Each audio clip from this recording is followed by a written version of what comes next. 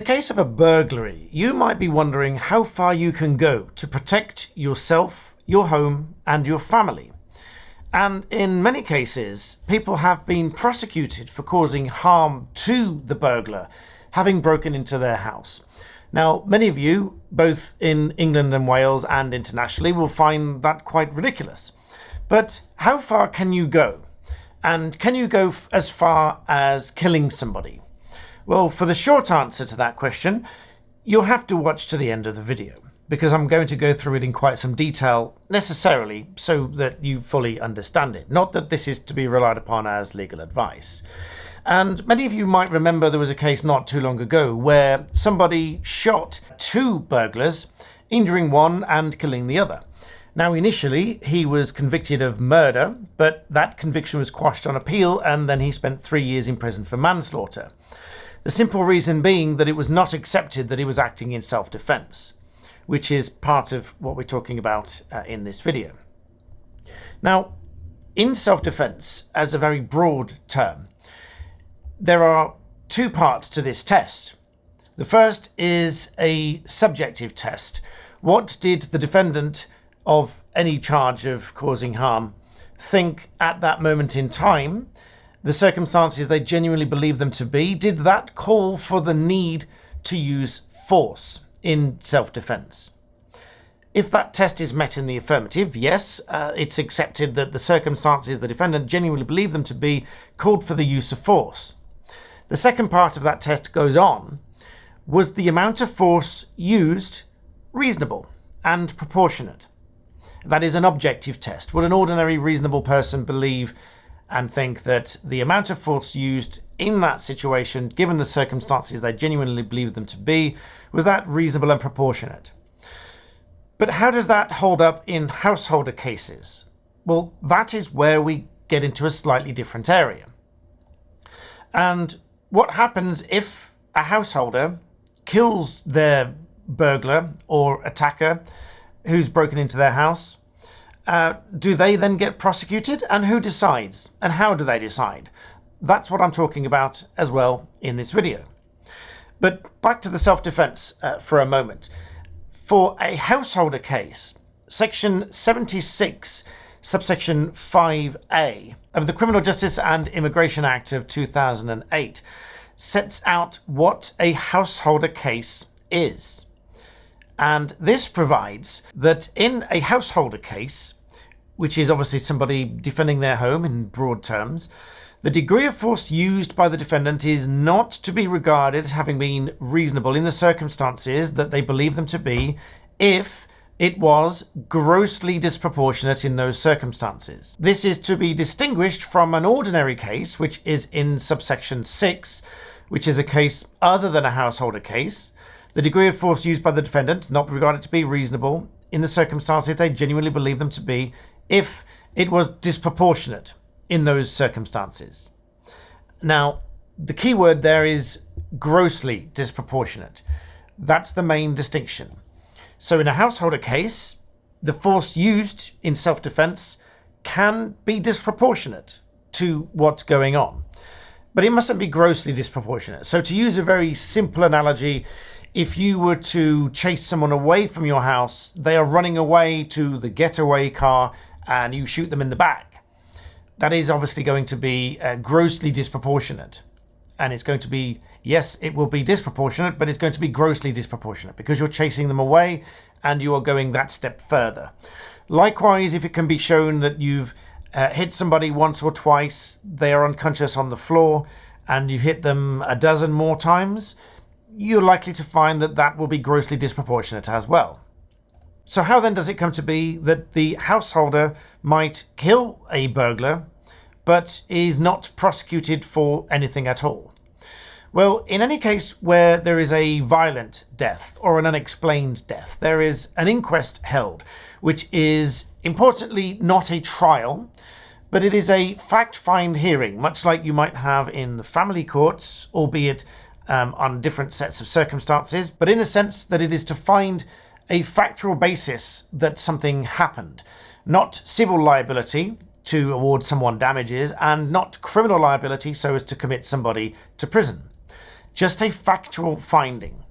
And just as the briefest of interludes, this is the final call if you want to learn more about self-defense and protecting your family for our upcoming polearm course in July and September, taught by me and Army and Special Forces elite veterans. You'll get an insight on using self-defense techniques which are taught to the Army and Special Forces, further application on law by myself on how to use such self-defense in those scenarios.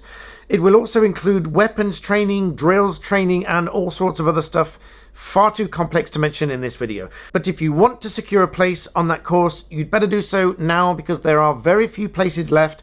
Check out the links in the description below and another video linked below which will give you a brief insight as to what that training might look like. Back to the video. Now on that assumption, if you've had somebody, a burglar, break into a house and is killed by the householder, obviously that is a sudden and a violent death, and so there will be an inquest to answer factually the most obvious question: was that burglar killed by way of self-defense?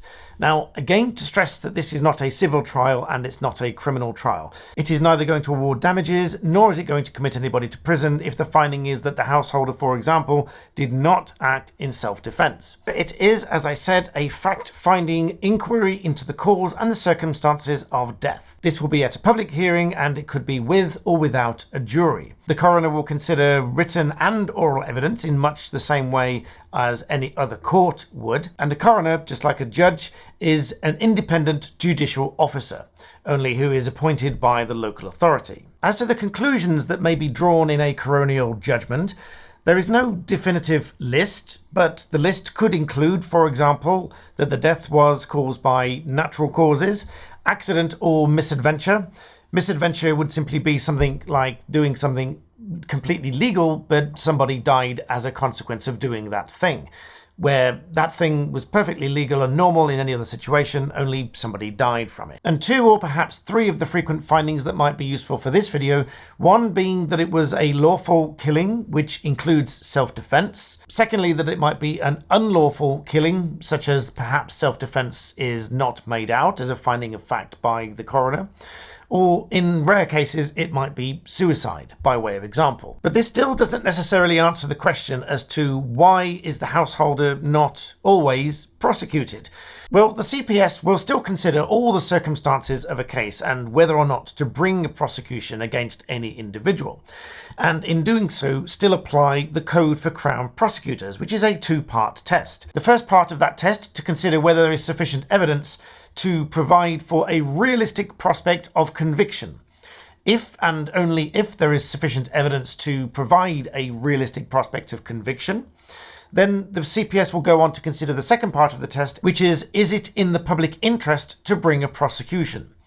Now, in many cases against a householder, I suggest it is not going to be in the public interest, even if there were sufficient evidence to secure a conviction. So in many cases, it may be unlikely to satisfy the second part of that test, which is being in the public interest. Is it in the public interest to prosecute a householder for protecting their household? But it may not even get that far, because in many of these cases, part of the evidential test is not just the evidence itself, but considering all the evidence, is the Crown Prosecutor satisfied that there is a realistic prospect of conviction based on that evidence and circumstances of the case? Now, clearly in a householder case, the defence of self-defence is going to be raised, and with the relatively new refined test of self-defence for householder cases, that being grossly disproportionate, the burden is on the prosecution to disprove self-defence beyond any reasonable doubt, or so that the jury is sure that the householder was not acting in self-defence. Now, it would probably go without saying that the defence will raise the defence of self-defence in any prosecution against a householder retaliating to a would-be burglar or attacker. And the CPS will then need to consider the likelihood of being able to disprove beyond any reasonable doubt so the jury is sure that said householder was not acting in self-defence. And on the evidence, that is, in many cases, going to be highly unlikely to get past that first stage of the test. Now, linking this in with the discussion on an inquest, how did the person die? Well, if the coroner finds that the person was killed by way of self-defense, this is going to scupper yet further of a realistic prospect of conviction, and thus the CPS is even less likely to consider a prosecution against the householder. Not, of course, that the CPS is bound by such a judgment. It isn't, and in any case would likely say that it has considered it and decided not to pursue a prosecution against the householder, if that being the case, for various reasons. They've considered all of the case and the evidence as a whole and concluded there is no realistic prospect of conviction, therefore they are not bringing a charge against the householder. So hopefully that provides you with a relatively good understanding, albeit a brief one and not to be relied upon as legal advice, as to how householders can defend their home and the likelihood of being prosecuted for harming somebody entering their home. I hope you found this useful. Please don't forget to check out the link for our upcoming course in July and September. Make sure you smash the like button and subscribe and hit that notification bell. Thank you for watching and I'll see you next time. Oh, and I forgot the short version. Can you go as far as killing somebody in self-defense for your household? The short answer is yes, but that's not legal advice, you understand.